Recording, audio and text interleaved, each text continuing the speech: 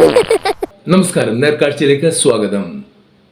നമ്മുടെ PC George ചില സമയത്ത് ഔട്ട് സ്പോക്കൺ ആണ്, ചില സമയത്തല്ല എപ്പോഴും ഔട്ട് സ്പോക്കൺ ആണ്. നേരെ തിരുമേനി ഞാൻ ഔട്ട് സ്പോക്കൺ ആണ് എന്ന് പറഞ്ഞ കണക്ക് ഇരിക്കും. ഇവിടെ ഒരു മാപ്രാക്ക് അണ്ണാക്കി കൊടുക്കുന്ന ഒരു കാഴ്ച കാണുന്നു. കിഡിലോസ്കിയാണ്, കണ്ടു നോക്ക്. നീ ജനിച്ച നിന്റെ അപ്പനെ മാറ്റൂ. എനിക്ക് സൗകര്യമില്ല. വർത്താനം പറഞ്ഞു ഇങ്ങനെ കുറേ ഉണ്ടേ ഈ ഇത്തിക്കണ്ണിയായിട്ട് ഗുണമില്ലാത്തവന്മാര്. മാന്യമായിട്ട് ഇറങ്ങി വന്നത് മാന്യമായിട്ട് സംസാരിക്കാൻ പറ്റില്ല. വളരെ മറ്റു വർത്താനം പറയാവോ?